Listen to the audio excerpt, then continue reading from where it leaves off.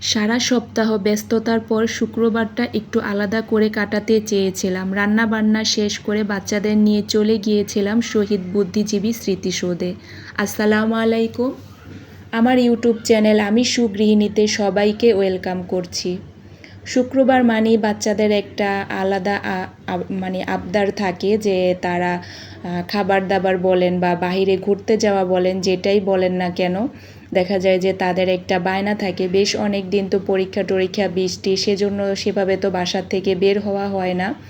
এমনি যাওয়া হয়েছে রিলেটিভসদের বাসায়, শাশুড়ির বাসায়। তবে সেটা তো আমি কখনো ক্যামেরাবন্দি করি না, কারণ সবারই একটা প্রাইভেসির ব্যাপার আছে। আর আমি ভিডিও করি সেটা কেউ জানে না। আমার এখানে যারা ভিডিও দেখে সবাই আমার অপরিচিত আপু, তবে এখন আমার খুবই পরিচিত হয়ে গেছে। তবে আমার কাছের মানুষ বা রিলেটিভস এখানে একজনও সাবস্ক্রাইবার নেই। ইভেন আমার হাজব্যান্ডের মোবাইল দিয়েও আমি এখানে সাবস্ক্রাইব করিনি। যাই হোক, দেখা যাক কতদূর চলতে পারি, কতদূর আগাতে পারি। ইনশাল্লাহ এক সময়ে সব কিছুই হবে। আর সকালের নাস্তায় ফুলকো ফুলকো নরম রুটি বানিয়েছিলাম, আর দেখতে পাচ্ছেন আমার রুটিগুলো মাশাল্লাহ খুব সুন্দর ফুলকো হয়েছিল।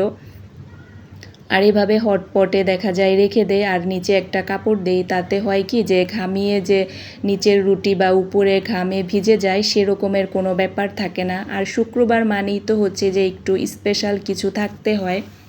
স্পেশাল বলতে সবসময় যে রোস্ট পোলাও সেরকম থাকে না, মুরগি বা গরুর যে কোনো কিছুর একটা মাংস থাকা চাই, এটা তো বাচ্চাদের একটা আবদারে থাকে। আর আমি সবসময় চেষ্টা করি শুক্রবারে মানে কোনো একটা মাংস আইটেম করতে, সাথে পোলাও করি মাঝে মাঝে, সবসময় করি না। আবার মাঝে মাঝে বিরিয়ানিও করা হয়। বিরিয়ানিটা ইদানিং একটু কমই করা হচ্ছে। তবে আজকে গরুর মাংসর সাথে ছিল কারকল ভাজা আর পোলাও। সব কয়টা আইটেমই খুব মজা হয়েছিল। কারকল ভাজা খেতে আমার ভালো লাগে, পটল, কারকল, বেগুন, মানে যে কোনো ভাজা আইটেমেই খেতে খুব ভালো লাগে।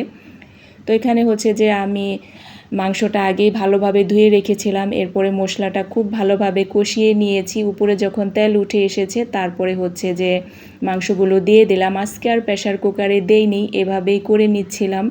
এক এক সময় এক একভাবে করা হয়, যখন তাড়াহুড়ো থাকে বা ব্যস্ততা থাকে তখন তো আলাদা একটা কতক্ষণে তাড়াতাড়ি করে করব। তবে প্রেশার কুকারে দিলেও আগে দেখা যায় আমি খুব ভালোভাবে মাংসটাকে কষিয়ে নেই।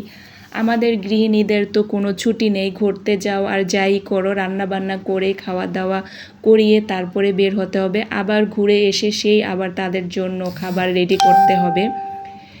তো এটা হচ্ছে যে আমার মাংসর মানে কষানোর একটা লুক। তো কষানো মাংস খেতে কিন্তু ভালোই লাগে। মাঝে মাঝে দেখা যায় আমার হাজব্যান্ড বাসায় থাকলে সে আবার এই কষানো মাংস খেতে পছন্দ করে। আরও কষিয়ে যখন ঝোলটা মাখো মাখো হয়ে যায় তখন। আর আলু বেশ পরিমাণে নিতে হয়েছে। তারপর আমার রাতে দেখা যায় বাচ্চাদের আলু নিয়ে এক একজন বায়না, এক একজন মাংস থেকে আলু দিলেই বেশি পছন্দ করে। বিশেষ করে ছোট বেবি তো মাংস খেতে পারে না, দেখা যায় তার দাঁতের ফাঁকা দিয়ে ঢুকে যায়, না হয় সে গিলতে গিয়ে উল্টো মুখের খাবার সব বমি করে ফালায় দেয়, যার কারণে দেখা যায় তার জন্য আলু দিতে হয়। তবে মাঝে মাঝে কষায়ও করি।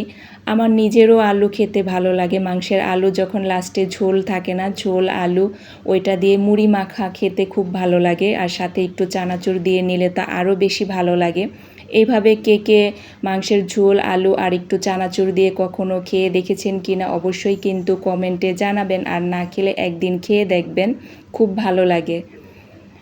তো এখন হচ্ছে ঢাকনা দিয়ে ঢেকে রেখে দিয়েছিলাম অনেকটা সময়। এরপরে হচ্ছে যে কষানো হয়ে গেছে, তারপরে আমি হচ্ছে এর মধ্যে গরম পানি দিয়ে দিব পরিমাণ মতো। খুব একটা ঝোল রাখবো না, মাখা মাখা ঝোলেই রাখবো।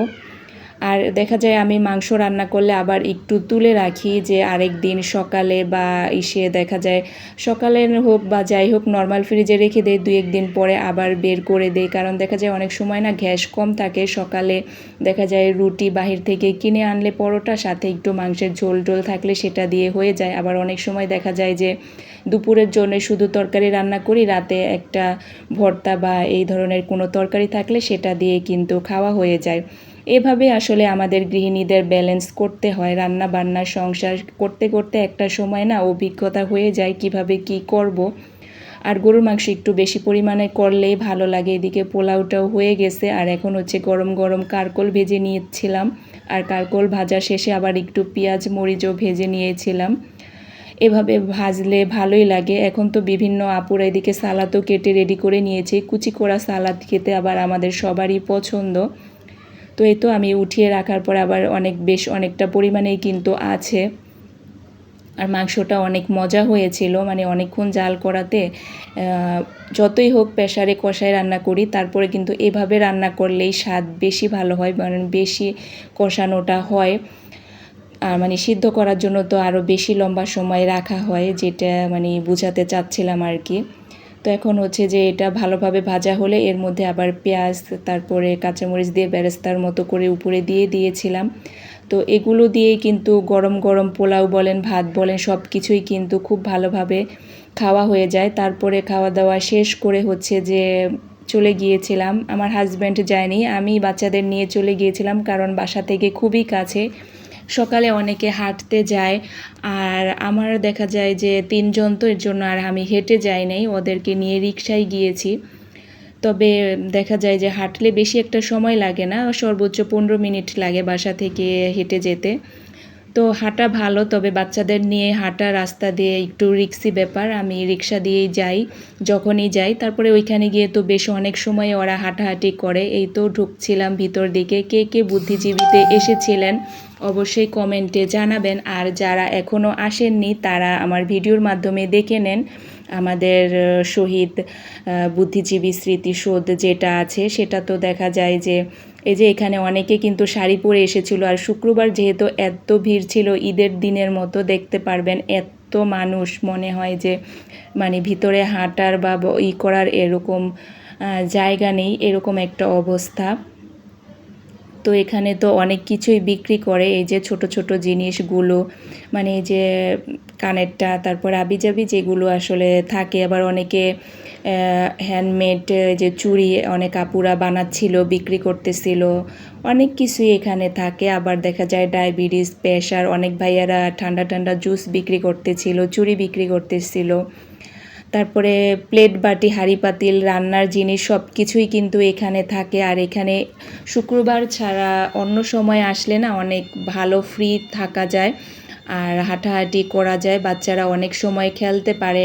অনেক বাচ্চারা এখানে বল নিয়ে এসেছিল আর খেলাধুলা করতেছিল, আর আমার ছোটো জন তো এত মানুষ দেখে ভয় পেয়ে গেছে। সব সময় তো বাসায় একা একা থাকে, আর সচরাচর এত মানুষের মধ্যে ও যায়নি বললেই চলে। তো সে তো একবারে লড়াচড়া বন্ধ করে একবারে স্ট্যাচু হয়ে যাচ্ছিলো, এরকম একটা অবস্থা। বলছে যে তুমি একটু দৌড়াদৌড়ি করো, খেলাধুলা করো, বাসায় যেরকম করো। মানে সে মানে অবাক হয়ে তাকিয়ে আছে। পরে অনেকক্ষণ পরে বলে আমার বল তো নিয়ে আসোনি। পরে আমি বললাম এখানে তো বল নিয়ে আসলে তোমার বল অন্য বেবিরা নিয়ে খেলা শুরু করবে। আসলে সেটা না, আমি ওইভাবে খেয়ালও করিনি যে বল নিয়ে যেতে। তো এখানে অনেক বাচ্চারা খেলতেছিল, অনেক গার্ডিয়ান, অনেক বয়স্ক মানুষ হাঁটাহাঁটি করতেছিল। তারপরে এখানে আবার এই যে এগুলো কি বলে আমি এটার নাম মনে করতে পারতেছি না, ওই যে জুতার মধ্যে চাকা দিয়ে যে করে, এখানে অনেক বাচ্চারা এগুলো শিখতেছিল। এই যে খুব সুন্দরভাবে ওরা, কত ছোট ছোট বাচ্চারাও কত সুন্দরভাবে করে। তো এই যে এখানে এই পাশেও শিখাচ্ছিল, ওই পাশেও শিখাচ্ছিল। তো এখানে অনেকটা সময় ছিলাম, ভালোই লাগতেছিল। হুট করে আবার মাঝে কিন্তু একটু বৃষ্টিও চলে এসেছিল, তবে খুব একটা সময় আসেনি। যখন আমরা এরকম সময় এসেছিল, আমরা মুড়ি খেতে নিয়েছিলাম, ঠিক ওই সময়ে চলে আসছিল বৃষ্টিটা। তারপরে দেখা গেছে যে আমরা ছাতা নিয়ে অনেকটা সময় দাঁড়িয়েছিলাম, তবে জোরে নামেনি, ভাগ্য ভালো যে অল্প অল্প গুড়ি গুড়ি ছিল। আমরা কিন্তু বের হয়েছিলাম বেশ রৌদ্রোজ্জ্বল, সাথে আবার আমি ছাতাটা নিয়ে গিয়েছিলাম, কারণ আমাদের আবহাওয়া তো এখন এই মেঘ এই রৌদ্র। আর এই যে এটা হচ্ছে সেই গণকবর, যারা দেখেননি গণকবর সেটা এই জায়গাটা। আর দেখেন আমাদের দেশের অবস্থা, নাই কোনো আইনের ব্যবস্থা আর নাই কোনো মানুষের আক্কেল বুদ্ধি। এখানে গণকবর জানে, সেখানে তারা ক্রিকেট খেলতেছে কবরের উপরে।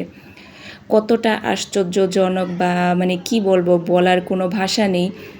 তো এটা কিন্তু চারদিক দিয়ে এরকম 4টা উঁচা উঁচা আছে, আর এই যে এইখানে এই উঁচা জায়গা থেকে গত বছর একটা বাচ্চা পড়ে গিয়ে সাথে সাথে একবারে মস্তক বের হয়ে গিয়েছিল।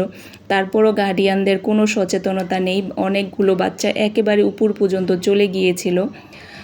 তো এই তো তারপরে এদিকে হচ্ছে যে পানিগুলো মাঝে মাঝে পরিষ্কার করে সকালে সাঁতার শেখানো হয়, তবে এখন দেখলাম বেশ নোংরা হয়ে গেছে। যারা মানে সাঁতার শিখতে চায়, তো আমার পানি দেখে তো আমার সাঁতার শেখানোর ইচ্ছেটাই চলে গেছে। তো অনেকে নাকি শিখে এখানে, তো সেজন্য আর একটু ওদিকে গিয়েছিলাম, তবে পানির অবস্থা খুবই খারাপ। মানুষ আসলে আমরা হচ্ছে যে অসচেতন জাতি, কোনো কিছু সুন্দর রাখতে পারি না, এইখানে খাচ্ছে এখানেই সব কিছু ফালাচ্ছে। আর দেখতেই পাচ্ছেন বেশ অনেক মানুষ, ঈদের মধ্যে যেমন কোথাও কোনো পার্কে গেলে বা ইসে গেলে অনেক মানুষ থাকে, তো সেরকমই আমি এর আগে যতবার গেছি এত মানুষ এখানে কখনো দেখিনি। তবে আমি বেশ অনেক দিন, প্রায় বছরখানিক পরে গিয়েছি। আর এদিকে হচ্ছে যে হাতে মেহেদি দেয় না করে সেটা ছিল, আর অনেক ধরনের খাবার টাবার ছিল। তাল গাছে অনেক তাল পেকেছিল, মানে সব কিছুই দেখতেছিলাম আর পর্যবেক্ষণ করতেছিলাম। তো এই তো স্মৃতিসৌধের উপরে যেখানে মানে লেখাটা আছে সেখানে চলে আসলাম, শহীদ বুদ্ধিজীবী স্মৃতিসৌধের সমাধির যে এটা, সেখানে আসলাম। আর দেখা যায় যে এখানে অনেক মানুষ ছবি তুলতেছিল, যার যার মতো করে ভিডিও করতেছিল, অনেকে বসে রেস্ট নিচ্ছিল। এই যে এই উঁচু জায়গাটার কথা বলেছিলাম, একেবারে উপরে দেখেন মাথার মধ্যে বাচ্চাগুলো উঠে বসেছিল, এইখান থেকে একটা বাচ্চা পড়ে সাথে সাথে একবারে মস্তক বের হয়ে গিয়েছিল। এই ঘটনাটা ঘটেছিল গত বছর। তো এবারও দেখলাম প্রতিটা ইসের উপরেই মানুষ বসে আছে, আর এখানে দেখাচ্ছিলাম জুম করে তাল পেকে গেছে, মানে গাছে তাল পেকে আছে।